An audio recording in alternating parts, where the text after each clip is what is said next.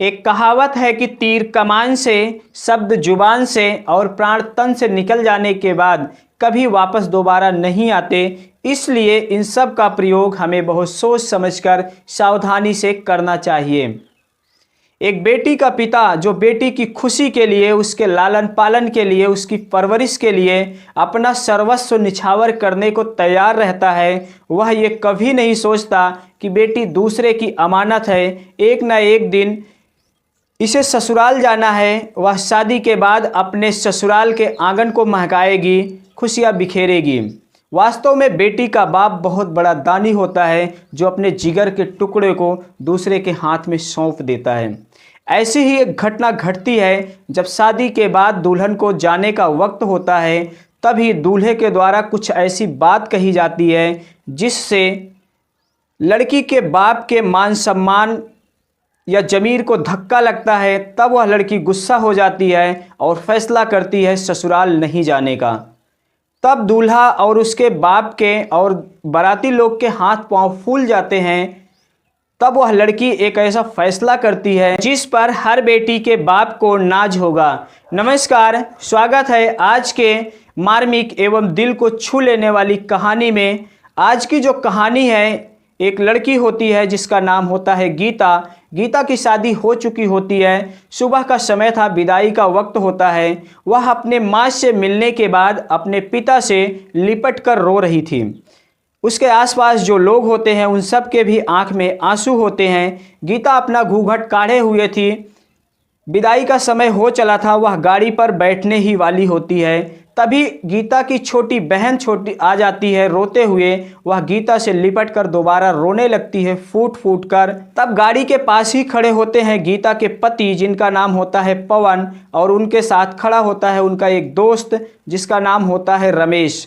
रमेश पवन से कहता है कि अरे यार पवन, यहाँ से घर पहुँचने के बाद सबसे पहले होटल चल के पेट भर के खाना खाएंगे, क्योंकि तुम्हारे ससुराल में जो खाना बना था उसमें तो कोई दम ही नहीं था। ऐसा खाना तो हमारे घर के कुत्ते भी नहीं खाते।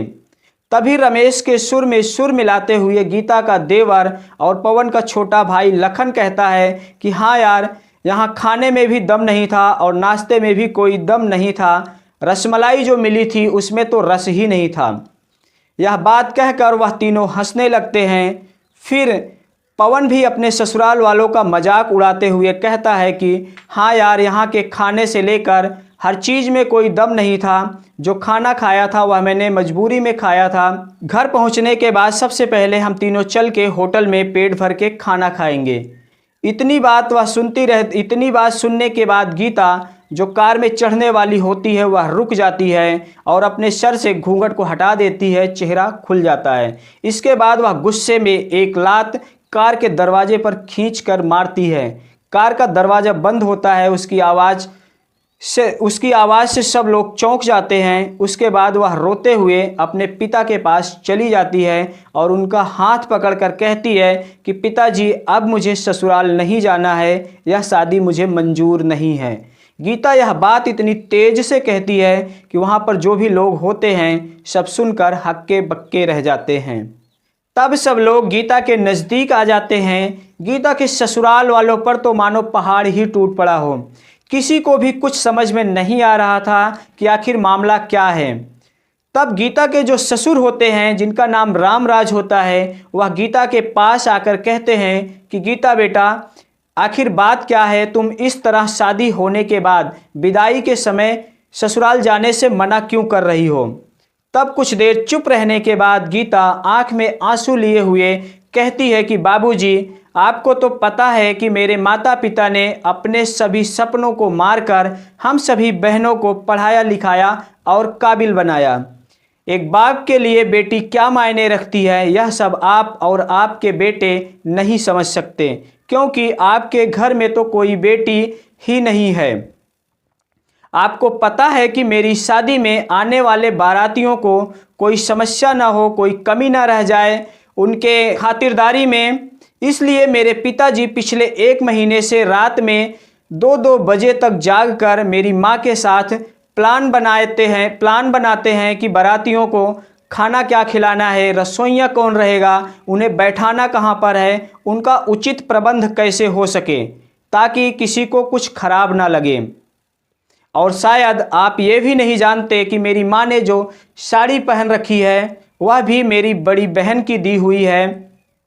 मेरी माँ ने पिछले 1 साल से कोई नई साड़ी नहीं खरीदी है, इसलिए ताकि मेरी शादी में पैसों की कमी ना हो। सिर्फ इतना ही नहीं, मेरे पिताजी ने जो मामूली सा शर्ट पहन रखा है उसकी कीमत सिर्फ 200 रुपये है। उसके नीचे जो बनियान पहन रखी है उसे देखोगे तो आपको यकीन ही नहीं होगा, उसमें सैकड़ों छेद हो रखे हैं।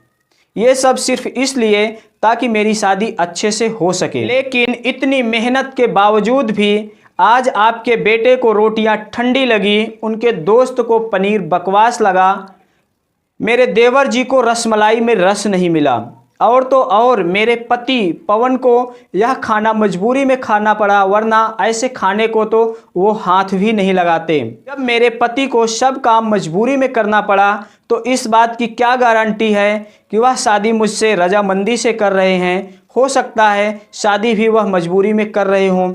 कल शादी हो जाने के बाद जब मैं ससुराल जाऊंगी तो यह भी कह सकते हैं कि मैंने तुमसे शादी मजबूरी में की है। इतना कहने के बाद वह रोते हुए अपने ससुर से एक बात और कहती है, जिस माता पिता ने मेरी शादी के लिए दिन रात एक कर दिया, शादी की तैयारियों में लगे रहे, उन माता पिता पर आज आपके बेटे और उनके दोस्त हंस रहे हैं, उनकी बेइज्जती कर रहे हैं खाने पीने की व्यवस्था को लेकर। क्या आपके घर में माता पिता की इज्जत सिर्फ इतनी ही होती है? तभी गीता के ससुर कहते हैं कि बेटी तू सिर्फ इतनी छोटी सी बात के लिए नाराज हो गई। तभी उनके बात बीच में काटते हुए गीता कहती है कि बाबूजी, यह बात बहुत छोटी नहीं है बल्कि बहुत बड़ी है। कल को ससुराल जाने के बाद मैं ऐसी चुभने वाली बात आपको बोलूं तब आपको कैसा लगेगा। गीता के मुंह से ऐसी बात सुनकर उसके ससुर का सर शर्म से झुक जाता है, वह कुछ बोल नहीं पाते। तब गीता कहती है कि बाबूजी आप चिंता ना करें, मैं ऐसा नहीं करूंगी। मेरे अच्छे माता पिता ने मुझे अच्छा संस्कार दिया है, उन्होंने मुझे कभी सिखाया ही नहीं है किसी की बेइज्जती करना। बेटी के मुंह से इतनी बात सुनकर गीता के जो पिता होते हैं दयाराम, उनका सीना गर्व से चौड़ा हो जाता है। वह आंख में आंसू लिए हुए गीता को गले से लगा लेते हैं और कहते हैं कि बेटी अब चुप हो जा, इन लोगों को माफ़ कर दे, तुझे मेरी कसम है, चुपचाप अपने ससुराल चली जा। तभी गीता के पति पवन भी गीता के पिताजी के आगे हाथ जोड़कर माफ़ी मांगता है और कहता है कि बाबूजी मुझे माफ़ कर दो, मैं ही गलत था, मुझे ही समझने में देर लगी। आज आपकी बेटी ने एक बाप का सम्मान करना मुझे सिखा दिया। आज से मैं हर किसी के माँ बाप का सम्मान करूँगा, उनकी इज्जत करूँगा। यह सब देखते हुए गीता के ससुर जो होते हैं वह भी गीता के सर पर हाथ रखकर कहते हैं कि मैं आया तो था यहाँ पर बहू लेने, लेकिन ईश्वर बहुत कृपालु है, उसने मुझे बहू के रूप में एक बेटी दे दी है। एक ऐसी बेटी जो बहुत संस्कारों वाली है, अपने माँ बाप के साथ ही साथ दूसरे के माँ बाप का भी इज्जत करती है, सम्मान से पेश आती है। तब वह आगे हाथ जोड़कर कहते हैं कि बेटी मैं तुमसे माफ़ी मांगता हूँ कि ये जो नालायक हैं इन सबको भी माफ़ कर दो, जिसने तुम्हारे पिता का दिल दुखाया। तब गीता अपने ससुर का हाथ पकड़कर कहती है कि बाबूजी आप मुझसे बहुत बड़े हैं, मेरे सामने आप हाथ मत जोड़िए, मुझे शर्मिंदा ना करें। इतना सब देखते हुए पास ही खड़े होते हैं गीता के पिताजी। वह भी अपने समधी से निवेदन करते हैं कि समधी जी मेरी बेटी के सामने आप हाथ जोड़कर मुझे भी शर्मिंदा ना करें। मेरी तो आपसे बस इतनी ही प्रार्थना है कि आप हमेशा मेरी बेटी को अपनी बेटी समझना। अगर इससे कभी कोई गलती हो जाए तो अपनी बेटी समझकर माफ़ कर देना, यह अभी बच्ची है। इतनी बात सुनकर रामराज जी अपने समधी दयाराम का हौसला बढ़ाते हुए कहते हैं कि समधी जी आप बिल्कुल भी चिंता ना करें, गीता सिर्फ आपकी ही बेटी नहीं बल्कि मेरी भी बेटी है। अब तो वह हमारे खानदान की बहू भी है। आज से वही हमारा घर संभालेगी, वही हमारे घर की लक्ष्मी है।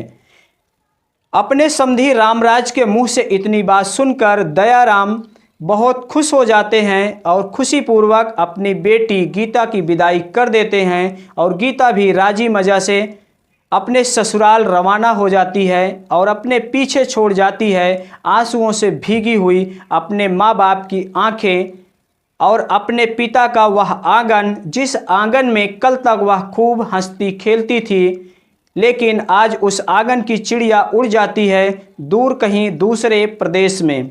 तो दोस्तों, बेटी अपने माँ बाप का अभिमान होती है, वह एक अनमोल धन होती है जिसे माँ बाप अपने सीने पर पत्थर रख के अपने जिगर के टुकड़े को दूसरे के हाथ में सौंप देते हैं। बेटी की विदाई करके माँ बाप तो वैसे ही दुखी होते हैं, दूजे अगर उनकी बेइज्जती करके कोई उनके मान सम्मान को ठेस पहुंचाता है तब कितना दुख होता होगा, कल्पना कीजिए। इसलिए कभी किसी का दिल नहीं दुखाना चाहिए, बल्कि उनके साथ अदब से पेश आना चाहिए। दोस्तों, आज की यह करुण कहानी आप लोगों को कैसी लगी, कमेंट में अपनी प्रतिक्रिया जरूर देना। अगर वीडियो अच्छी लगी हो तो लाइक और चैनल को सब्सक्राइब जरूर कर लेना। मिलते हैं अगले वीडियो में। आज की कहानी बस इतनी ही। धन्यवाद।